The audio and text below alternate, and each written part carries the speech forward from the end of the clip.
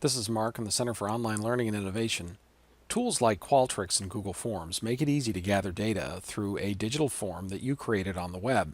The mechanics of typing in questions or setting up an interactive form are generally not difficult or time-consuming. Creating a survey form or a sign-up sheet is a relatively small part of a data gathering project. Projects vary in size and complexity, but the less obvious tasks, including planning and testing, are just as important as building the form. Using the COLI web-based tutorial resources and in consultation with a COLI staff member, you can develop a plan so that you know exactly what to do and in what order. This video provides a quick overview of what's involved with data gathering projects, with some considerations to help you begin preparing. In general, once you make available your form and begin collecting data, making changes to your project, and specifically the data gathering form, is complicated and potentially harmful. By the time you ship the first set of survey invitation emails or ask Creative Services to install the sign-up form on a web page, you want to be confident about your form and what you'll do with the data it collects.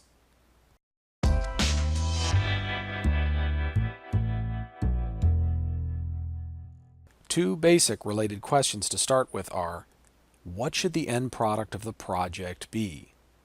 From whom and why do I plan to collect data?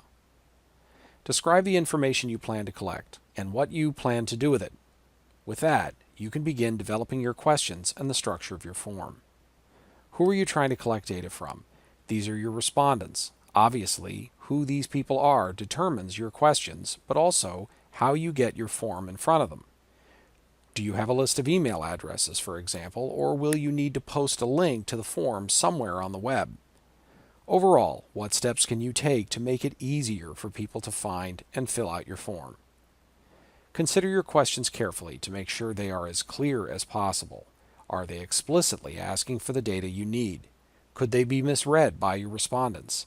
Do they somehow lead or encourage respondents to choose one answer or another rather than honestly asking for the respondent's preference? If your survey is anonymous, consider questions that might ask respondents to compromise or weaken that anonymity. Be sensitive to cultural differences or different levels of education among your respondents. In general, avoid asking for any data you don't need for some purpose. You should test your questions by having someone else review them. We'll talk about piloting in a minute. On the other hand, consider a few demographic questions. If you ask for the respondent's birth year, you can get a sense of how people of different ages answer your questions. Things like academic class, freshman, sophomore, and so on, dorm dweller or commuter, or other relevant categories can help you discover some social and cultural context behind the data you're collecting. Since survey takers are more likely to complete shorter forms, you should strike a balance between collecting valuable data or insights and keeping your survey as efficient as possible for your respondents. Different question types yield different kinds of data. For example, if you use multiple choice instead of text entry questions, you may get quick answers from your data since analysis is basically math. Asking respondents to enter in a standardized date for their birthday can yield much more precise data on age than multiple choice questions with age ranges. By contrast, questions that allow respondents to type in their own responses are not as easy to mathematically analyze, but may be useful where you don't wish to limit respondents to a list of supplied answers. Learn to use conditional logic, or having questions appear only to some respondents based on their answers to previous questions.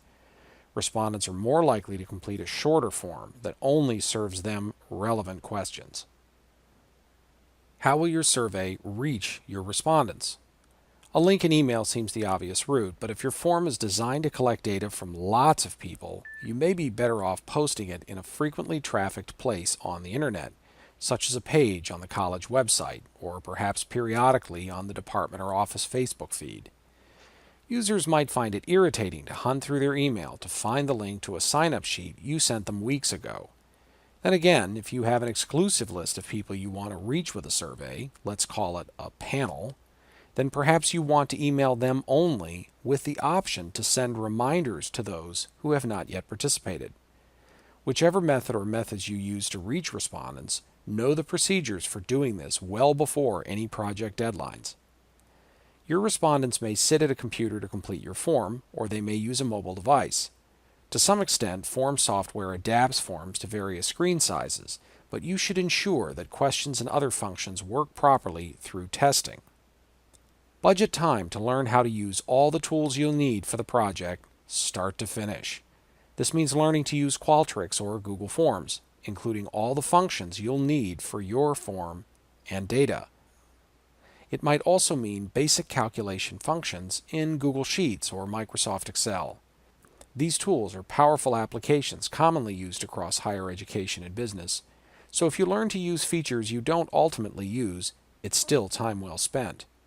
There might be other tool sets or processes you need in order to complete your project, such as an e-commerce solution or perhaps our wiki, Confluence. Do this before you begin collecting data, so you don't get an unpleasant surprise after you discover a problem that prevents you from collecting, calculating, or presenting the data you need. Before distributing your form to respondents, pilot it. Send the survey as a trial to a sample of people who are as similar to your target respondents as possible.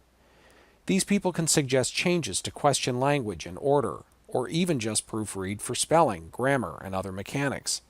Moreover, they can help troubleshoot problems in the survey's operation or delivery method. For example, did they get the email? Did the form's questions display properly through various logic paths and on various devices? Did the completed form send them onto the wiki page or the e-commerce page that you built? Be sure you can use the data you plan to collect. With the dummy data from your pilot testing, perform all the calculations, reports, or other procedures you know you'll need to do with the real data. Major problems can be identified and solved in the pilot stage, so it's an essential dress rehearsal for the real show. Throughout the project, keep a journal or notes of what you've learned and done. This is handy for troubleshooting problems, but also repeating part or all of a process later if necessary. This can also help someone else if they are brought in on the project later. If you've been tasked with this project by a supervisor, you may need to consult with them to answer the above questions. Also, if other people have any responsibilities on this project, you'll want to be certain that they know what to do and how to do it. If a project is complex or has a phase or event that must happen at certain times, then at least 2 people in your office should be responsible for it. If the project is to be redone multiple semesters or years, a full-time employee should be thoroughly familiar with all phases. A student worker should not be solely responsible for it.